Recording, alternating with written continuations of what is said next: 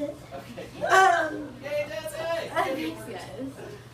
Yeah, no, thank you, Dumb Mike. This is crazy because actually me being here was like a complete accident. So I quit my job to like pursue my venture, right? And so, Yeah, you did. So my whole thing has just been like, fuck it. Like everything's like, fuck it, life is for playing, let's fucking play, right? So the other day, me and Don Mike were at the beautiful, gay, handsome Don Mike. We were at a bar, and we were having a conversation. It was like really loud, but we were talking. We were like really close to each other. We couldn't really hear, you know.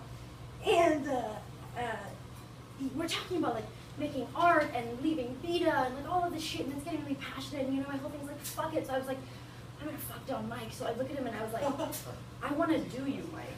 And he was like, you want to do my mic? And I was like, yeah. And we couldn't hear each other. And I was like, yeah. Like, I'm down, you know. And he was like at my show. And I was like, I guess we can show people. You're fucking nerdy. I love it. Yeah, you know. And he was like, that's amazing.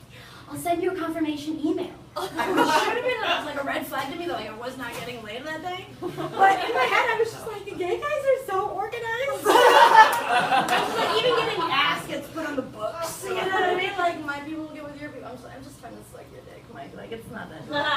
Just kidding, Don, right? I mean, I will if you want me to, right?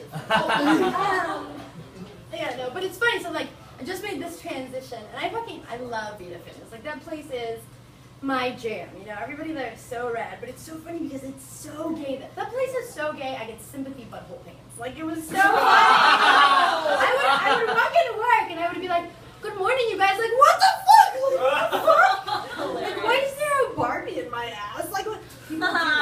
You're looking at me like you're judgies. Lots of judgies over here, but like people do that. Like, no, seriously, I've seen this shit. People actually. It's funny. I was actually thinking about this morning. Because my mornings begin with like wholesome oatmeal and anal ponderings, I guess. Doesn't that sound like kind of like a show, like a midday show on NPR? Like anal ponderings with Desi Like it would only work if I had like a big pipe to smoke, like anal pondering. Actually, if I was gonna have a show on NPR, I would have a show called The Silver Lining Enthusiast, and it would go a little like this. It'd be like, Silver Lining Enthusiast gets a job at Whole Foods in the produce aisle, tells everyone she's a producer. Like everyone in LA is a producer. Silver Lining Enthusiast loves her herpes because it's the only thing that will never leave her. That's fucked up. I'm sorry if anybody else heard of it. Whatever. Shows. Actually, talking about shows. I have noticed that there's like a massive amount of like little people shows on TV, like on TV. Right? Yeah. Which is like totally right, like great. But it's so funny because they're just like, yeah, like here we are, taking over the world. Like this isn't a disability, it's a shortcoming. You know what I mean? And we're just like, yeah, like get it, you know? But I just kind of want to see a show about like a little person like fucking pissed that they're small, you know? It's like, no, like, don't fucking congratulate me, like, fuck you, like, I can smell everyone's junk from where I'm standing, you know what I mean? It's like, you'd be like, oh, I'm sorry, bro, like, or bad. Just kidding, you're on TV, fuck you. Free game if you're on TV, I get to make fun of you. It's so funny because I, like, hammeredly wrote this out, like, I completely forgot I was supposed to be here, which, by the way, the poetry gods just, like, memorizing their lines, and halfway through I couldn't even remember why I was here, and I was like, what are these cryptic messages, like I'm trying to read in my fucking set. Are we talking about little people?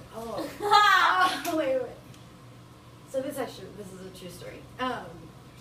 My friends had an intervention for me the other day. No. And they were just like no, it was really funny, and they were just like Des, we just sort of feel like sometimes you're really ghetto.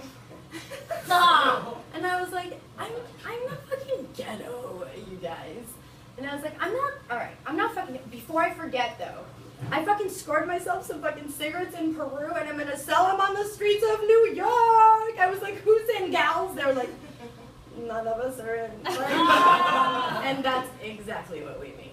You know what I mean? I was like, no, but that's actually a true story. I did buy cartons of cigarettes. I'm from Bolivia, and I was flying to America through Peru, and I was standing in the duty free, and it was like a carton for $1, and I was like, yeah. And the cigarettes in New York were $13. I was like, I'm gonna sell this shit like it's candy. You know what I mean? It didn't happen. All the cigarettes are my ex-boyfriend's house, and he doesn't even smoke. And sometimes I get hammered, and I want to text him and be like, can I fucking get some free smokes later? He's like, stop calling me. But actually, then I was thinking, like, how funny would it be just like selling? Like, how would you even go about selling fucking cigarettes on the street? Especially like me, like I'm just like wearing a trench coat, just like. You wanna buy some smokes, bro? You wanna buy some smokes? Like, I got Camo Blues. Ha! I got more Camo Blues. Like, you don't like Camo Blues? Fuck you, man! I only had 100 pesos, man. That's all I could afford, man. Like, fuck you, get the fuck out of here, man. Wait a minute, come back here. You got a smoke I can bump? You're never supposed to smoke your own stash. That's my song for